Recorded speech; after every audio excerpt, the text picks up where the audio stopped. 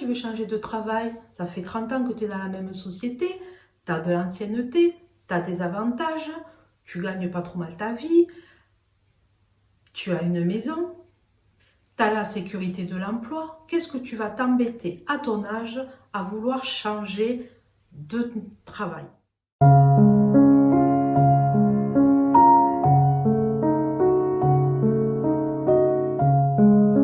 Hello les amis, bienvenue dans cette vidéo. Alors aujourd'hui, comme vous avez pu le constater, on va parler de changement de vie.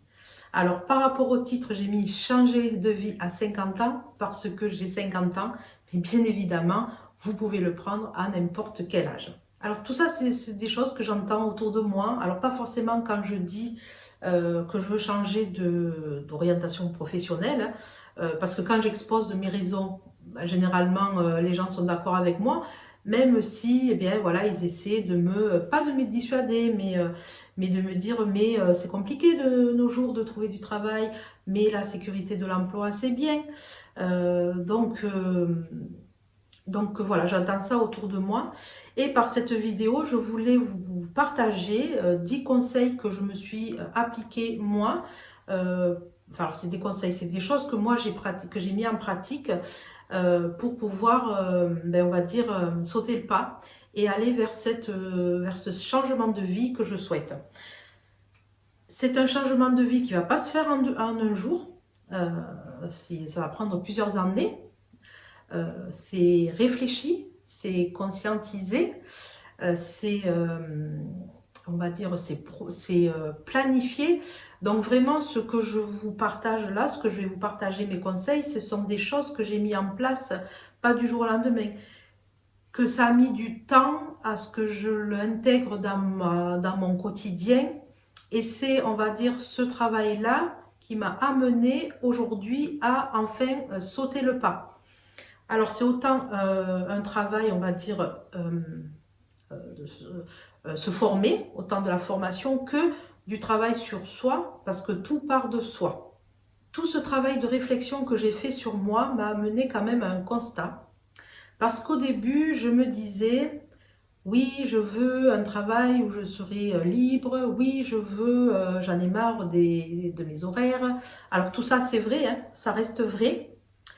Mais au-delà de ça, il faut se poser la question, enfin je me suis posé la question de, en fait, ce n'est pas ce que je veux faire ou ce n'est pas ce que je veux avoir, bien sûr c'est important, ça vient dans un second temps, mais la première chose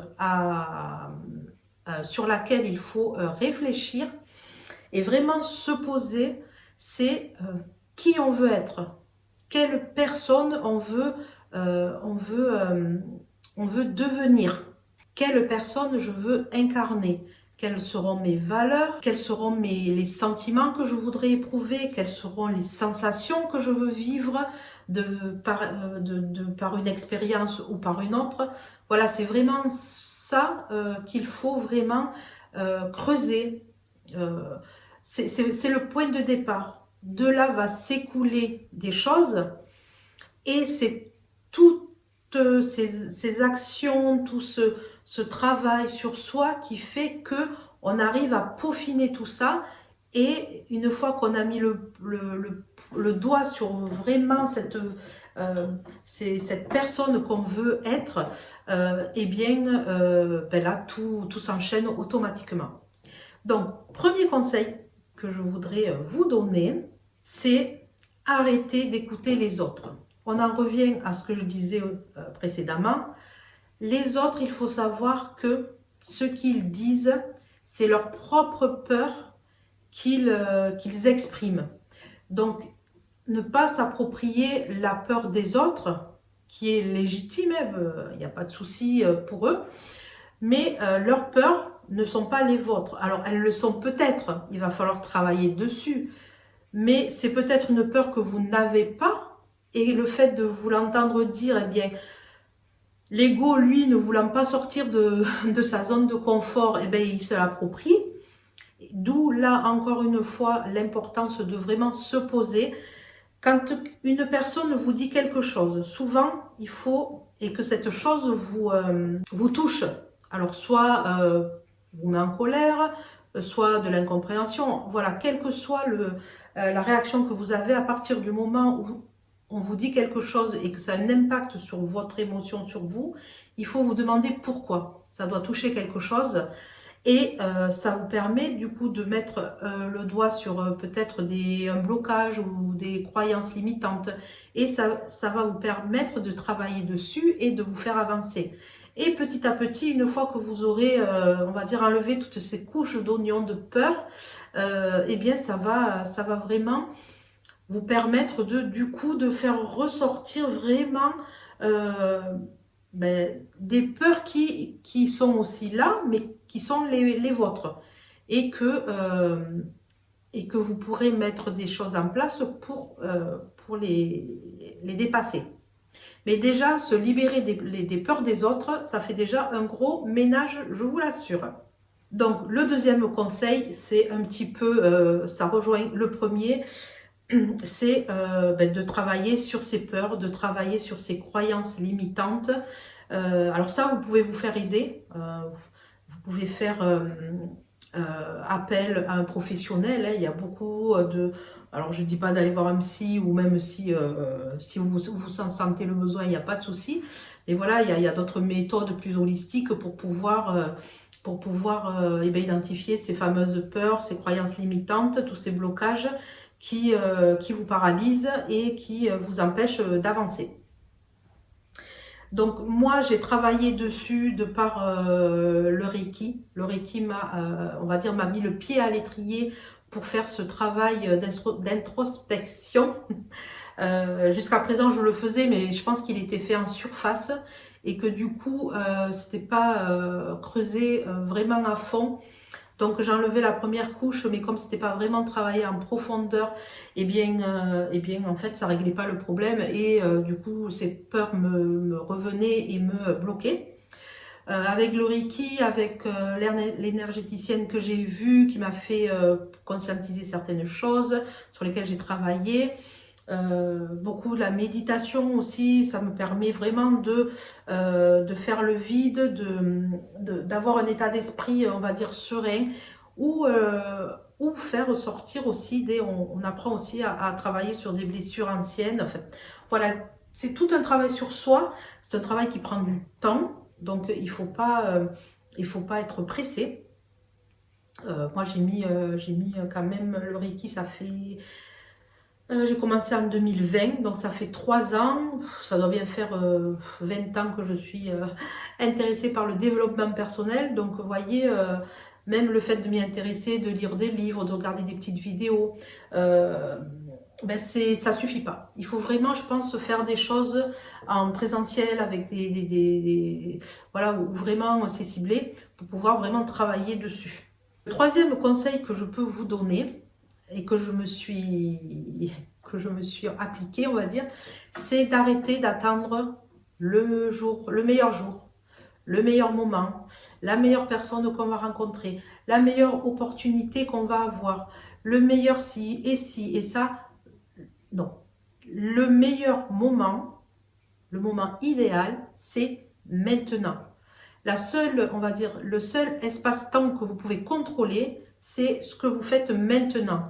Donc, si vous avez une décision à prendre, si vous avez pas un conseil, une action à poser, c'est maintenant. Vous ne savez pas ce qui va se passer demain. Vous ne savez même pas ce qui va se passer dans 5 minutes, dans 1 minute. Donc, c'est votre état d'esprit actuel. C'est ce que vous faites maintenant, ce que vous pensez maintenant. C'est la seule chose la plus importante. Donc, arrêtez d'attendre le déluge. Moi, dans le sud, je vais l'attendre longtemps. Donc, voilà, j'ai passé ce cap. Donc, voilà, vraiment arrêtez d'attendre le meilleur et de toujours voilà, attendre. Mon conseil numéro 4, c'est d'arrêter de procrastiner. Alors, faire des listes. Alors, des listes, j'en ai faites. Hein. Des planifications, j'en ai faites aussi. Et en fait, une fois que j'avais fini les planifications, que j'avais terminé de mettre bien mes actions, d'abord ci, d'abord ça, et ben j'attendais, je passais jamais à l'action. Donc, une fois que vous avez fait le plan, Cinquième conseil, c'est vraiment c'est travailler sur son mental. Encore une fois, avant de poser des actions, il faut que le mental il soit en accord, en adéquation avec ce qu'on a au fond de soi. C'est vraiment trouver, moi j'ai vraiment laissé parler mon âme. Tout ce travail que j'ai fait sur moi, ça m'a permis de vraiment révéler des choses et on va dire, alors révéler des choses et confirmer certaines choses. Il y avait des projets que j'avais en tête il y a des années que que je n'avais pas fait parce que je disais c'est pas pour moi. Qui tu es toi pour faire ça? C'est d'autres gens, voilà, il y avait toujours une excuse qui faisait que je disais que c'était pas pour moi. Euh, je trouvais toujours des bonnes raisons, ou alors j'arrivais à trouver des commentaires qui allaient un peu dans mon sens. Je me disais ah bon ben du coup oui j'ai raison, c'est pas pour moi. Or aujourd'hui c'est la voie que je prends hein, de la formation que j'ai commencé. C'est une formation sur l'indépendance financière. Hein, sur l'investissement immobilier, pour être plus clair. Hein. C'est l'investissement immobilier. Et voilà, j'apprends de la base. Et, euh, et c'est quelque chose qui m'avait intéressé il y a de nombreuses années. On m'a posé la question d'ailleurs si je suivais la formation, quand je parlais de formation, si je suivais la formation de Nathalie Cariou, qui est une investisseuse immobilier, dans l'immobilier. Alors non, ce n'est pas la formation que je suis actuellement. Cependant, la formation de Nathalie Cariou, je l'ai achetée il y a 15 ans, je crois. Et cette formation, je l'ai commencée, je crois que j'ai fait les 3 premiers modules, ou 4. Je m'étais arrêtée justement, enfin j'en étais au module des croyances, où on travaillait sur les croyances. Et la vie faisant, voilà, la vie. J'ai pas poursuivi, je l'ai pas poursuivi. Alors c'est une formation qui est en ligne, donc j'ai toujours les modules et je compte bien la reprendre une fois que j'aurai terminé celle aujourd'hui de l'investissement immobilier, parce que je pense qu'elles peuvent se compléter. J'avais acheté la formation de Nathalie Cariou parce qu'elle a une approche de l'argent qui me parlait justement. Tout comme la formation que je suis actuellement sur l'investissement immobilier, ça allie les deux, on va dire, les deux domaines qui sont, bon, Nathalie Cariou, c'était le domaine de l'argent qui est allié un peu avec la spiritualité dans le sens où travailler sur nos croyances sur l'argent. Donc c'est vraiment ces deux principes-là qui m'avaient attiré. Et aujourd'hui, la formation sur l'investissement immobilier, c'est exactement pareil. D'une part, on nous forme sur les bases de l'investissement immobilier. Et à côté, on travaille aussi sur notre état d'esprit pour justement casser ces croyances que l'immobilier, c'est inaccessible. Oui, ben, si on regarde les choses, il y a plusieurs échelles. Il y a le millionnaire qui a des immeubles à Dubaï, à machin, à truc. Tout dépend de ce qu'on veut. Moi, personnellement, l'investissement immobilier est pour moi un moyen d'arriver à mon indépendance financière. Il y a plusieurs moyens, hein, il n'y a pas de souci. Mais moi, c'est le moyen qui m'appelle, que j'ai envie, par lequel j'ai envie de passer. Donc voilà. D'ailleurs, pour les personnes qui n'aiment pas du tout, qui ont des idées reçues sur l'immobilier ou sur l'argent en général, s'il vous plaît, ne me mettez pas des commentaires négatifs. C'est pas ce que je veux dire négatif. Enfin voilà, oui, non mais ça c'est pas bien, ça c'est pas. Non, je veux pas de ça. Moi, je vous partage comment j'ai pu. Là, ce que je vous partage, c'est comment moi j'ai pu faire ce pas qui me permet de passer à l'action. Donc, s'il vous plaît. Donc, pour en revenir à travailler son mental, moi, ce que je fais qui m'aide à tenir, à me motiver, c'est je regarde des vidéos. J'ai arrêté tous les comptes là qui me prenaient de l'énergie, qui me faisaient perdre du temps. Voilà, j'ai arrêté les comptes. Alors, j'en ai un ou deux parce qu'on a aussi besoin de s'évader. Hein. c'est normal.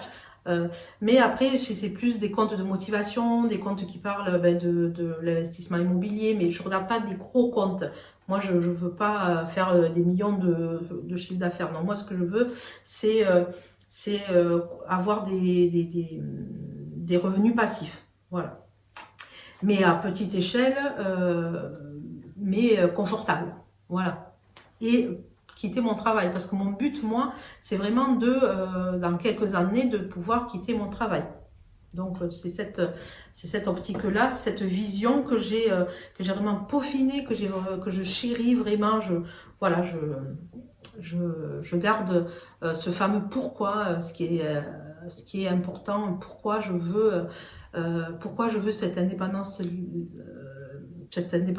financière, l'indépendance pour être la personne que je veux incarner. Vous voyez ce que je veux dire? Cinquième conseil, alors je crois que c'est le cinquième, j'espère, sinon c'est peaufiner, ce que je vous disais, peaufiner sa vision. Au-delà de dire oui, je veux, c'est ce que j'ai fait moi. Au début, je disais oui, j'aimerais avoir, je sais pas moi, une maison avec un jardin, je sais pas. D'ailleurs, c'était, je pense, il y a 20 ans, quand j'écrivais mon cahier, c'était une maison, une grande maison avec un jardin. Alors aujourd'hui, j'ai une maison, alors grande, c'est pas un château, hein, mais j'ai une maison avec un jardin. Et en réfléchissant, je me suis dit, ok, ta vision c'était d'avoir une maison, d'avoir un travail où tu gagnais autant, enfin tant. Alors j'étais pas j'avais pas un chiffre très élevé hein, par rapport à ce que je gagnais à l'époque. J'avais rajouté, je crois, 300 ou 400 euros. Je m'étais dit je serais confortable. Et aujourd'hui que j'ai cette vision-là, que j'ai la vision que j'avais, je me sens pas plus heureuse. Alors, je suis heureuse de ce que j'ai, mais je veux dire que c'est pas ça qui m'a amené ma joie profonde. Puisqu'aujourd'hui, je suis en train de rebondir pour faire autre chose. Le matériel, voilà, le matériel, c'est pas ça. C'est bien d'avoir du matériel, mais il faut avoir un pourquoi puissant, un pourquoi plus profond. Et après, le matériel, ça suit forcément.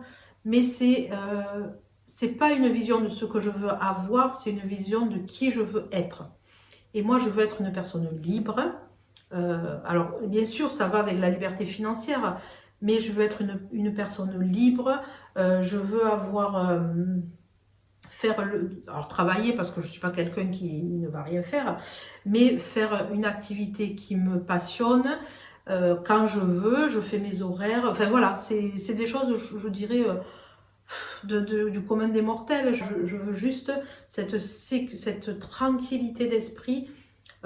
Et pour moi, ça passe forcément par la liberté financière. Donc voilà, c'est vraiment travailler, peaufiner cette vision de qui on veut être et du plus profond de soi. Et ça prend du temps. Et j'ai pris le temps. Et aujourd'hui, je sais qui je veux être.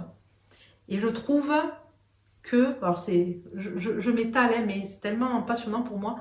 Et je trouve qu'avec le temps, qu'avec ce que j'apprends, les clés que j'apprends au fur et à mesure, je trouve que je me bonifie avec l'âge. Bon, sixième conseil, c'est, alors ça, tout se regroupe en fait, hein, mais bon, j'ai quand même catégorisé, c'est vraiment travailler la confiance en soi. Donc ça revient un petit peu à ce que je viens de dire, la confiance en soi, mais ça peut être en fait, moi, je vais travailler en me lançant des petits défis.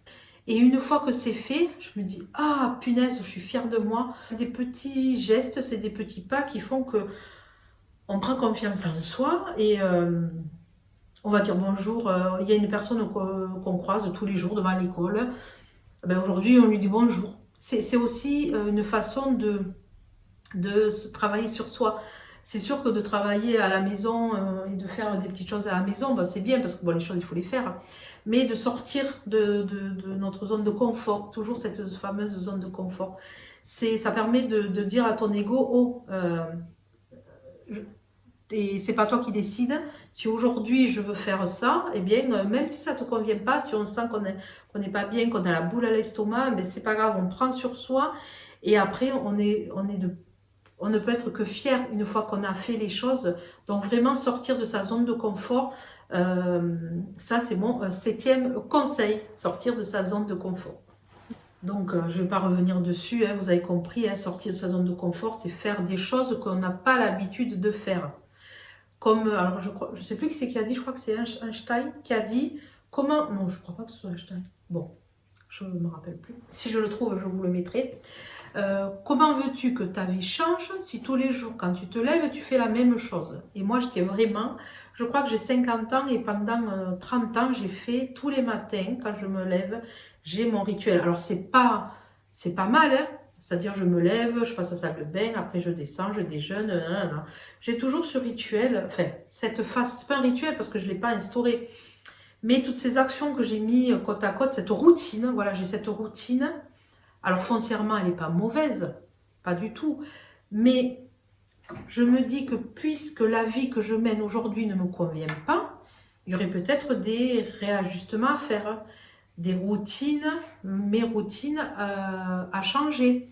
Alors depuis quelque temps, d'ailleurs, c'est pour ça que j'ai changé ce que je fais le matin. Donc le matin, maintenant, je me lève, j'écris, enfin voilà, j'écris sur mon cahier sur mon carnet. C'est mon carnet de bord un petit peu, c'est pas un journal intime, c'est comme un carnet de bord.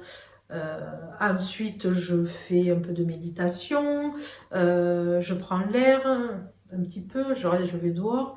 Alors bon, je peux pas aller marcher puisque j'ai mon fils qui dort, je peux pas laisser tout seul, il est petit. Donc je prends l'air, j'essaye de voilà, manger pas de suite, de faire des choses pour moi. C'est vrai qu'avant le matin je me levais et j'ai dit toujours bon qu'est-ce qu'il faut faire, si, ça, et en fait j'étais de suite dans le train-train et je prenais pas du temps pour moi. Là je prends vraiment un temps calme, que ce soit le matin ou le soir. J'ai changé ma routine. Et je pense que ça fait aussi partie de ce bien-être que je ressens et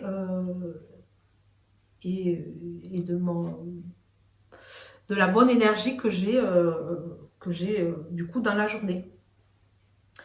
Pareil dans ma routine, quelque chose que j'ai arrêté, c'est pendant la première heure qui suit mon lever, je ne regarde pas mes réseaux sociaux. La seule chose que je regarde, c'est si j'ai reçu un SMS, parce que bon, on peut recevoir des SMS de la famille, voilà, des choses importantes, donc je regarde si j'ai un SMS. Si j'ai pas d'SMS, je regarde pas les réseaux sociaux.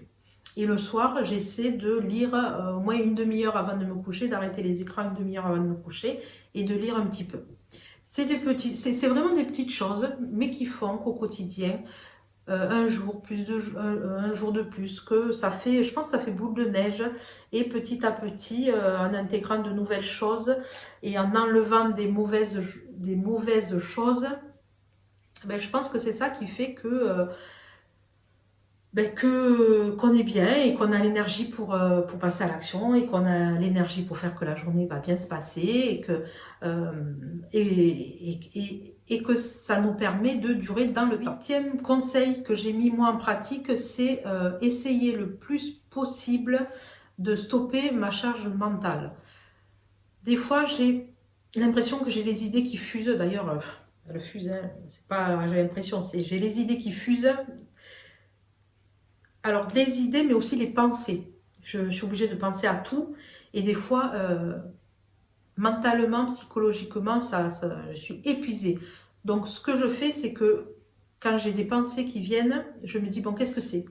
Qu'est-ce que c'est? Quelles pensées reviennent souvent, là, qui commencent à te monter? Qu'est-ce que tu peux faire? Parce que là, c'est pas possible. Donc, quand j'ai identifié une charge mentale,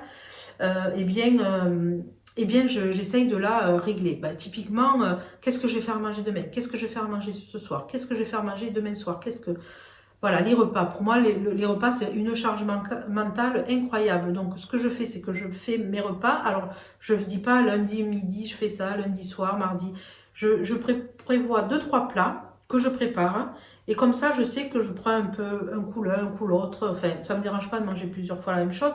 Mais voilà, j'ai des plats prêts et comme ça, j'ai plus cette charge de savoir quoi, comme le ménage. Une autre façon pour moi qui a été, on va dire, révélatrice, libératrice, ça a été le désencombrement.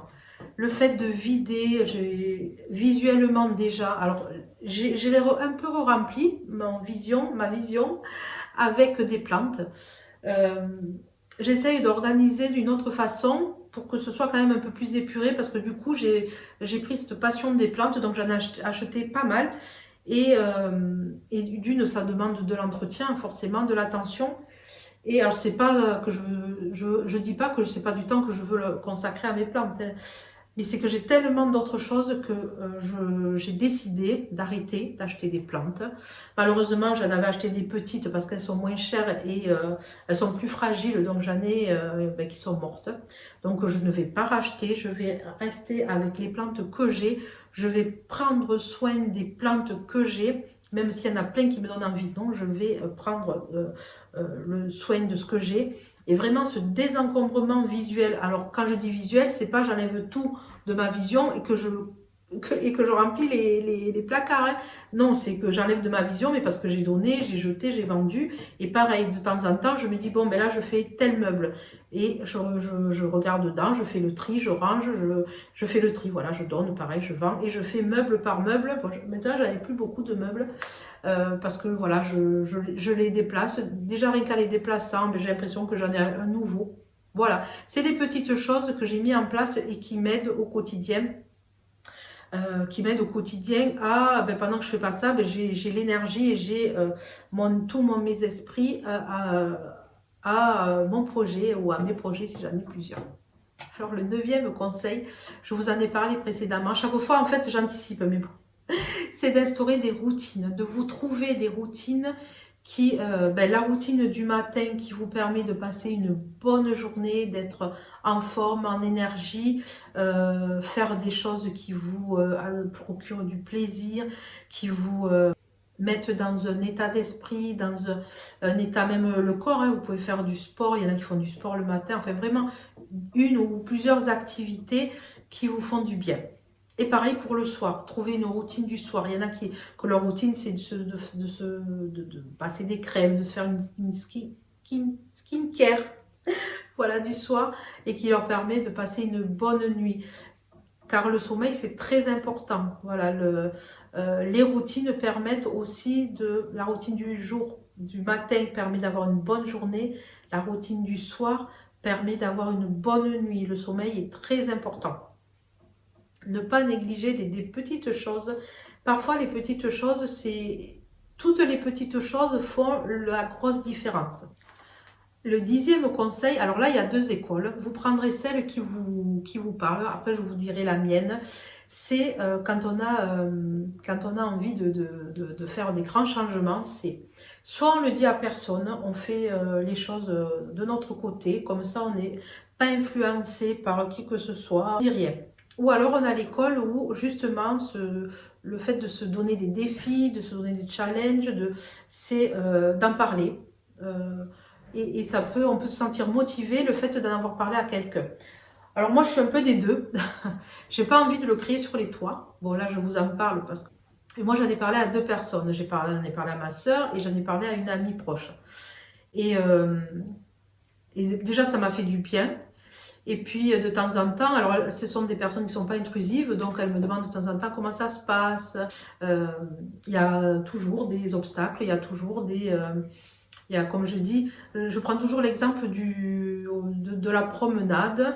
Il y a un poteau. Et le poteau, alors soit on se le prend, soit on trouve la solution pour le contourner et on continue notre chemin.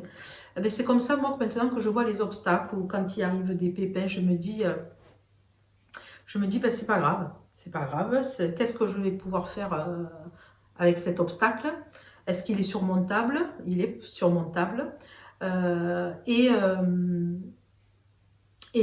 Du coup, trouver des solutions, et le contourner et continuer ma route. Un petit bonus que je suis en train de penser, c'est que tout est mouvement, que rien n'est figé. Et à partir du moment où on a intégré ça, ben moi, comment dire, ça m'a enlevé un poids parce que quand je vis une situation ou un problème que j'ai l'impression qu'il sera insurmontable, je me dis, bon d'accord, aujourd'hui tu vis ça, tu ressens telle émotion, donc je l'accepte. Mais je sais que demain, ou même ce soir, mais que ça va passer, que tout est changement, tout est mouvement, et que tout évolue. Donc je sais que je vais faire en sorte de ne pas rester à ruminer dans mon malheur ou dans mon problème. Je l'intègre, je vois qu'est-ce que je peux faire. Alors soit il y a des choses à mettre en place et je les mets en place tout doucement, tranquille, ou alors c'est une douleur, c'est un événement qu'on n'a pas la main dessus. Et à ce moment-là, on l'accepte et on se dit que ben demain, ça c'est un autre jour et que aujourd'hui c'est inconfortable, mais que demain, ben, ça sera derrière moi et ben, que je continuerai à avancer. Donc voilà, j'ai beaucoup parlé dans cette vidéo, je pensais qu'elle allait être courte. Je tenais à m'excuser, elle devait sortir hier. J'ai pas pu hein, avec tout ce que j'ai fait, donc j'ai pas pu la sortir hier. Je pense que je vous ai parlé un petit peu voilà, de tout ce que moi j'ai pu mettre en place qui m'a amené aujourd'hui à être comment on va dire, sereine dans mes projets, sereine avec ce que je veux, avec ce que je veux créer. Oui, Frida. Donc voilà, j'espère que cette vidéo vous a plu. Dites-moi si vous avez des conseils, vous avez des choses que vous avez mis en place et qui vous ont aidé à avancer ou à changer.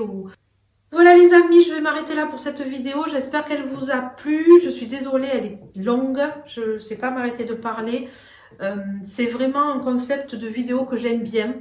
Je ne suis pas encore très, on va dire, très ordonnée, j'en suis désolée. J'ai pas trop l'habitude. J'ai tellement les idées qui me fusent que j'ai noté les idées générales.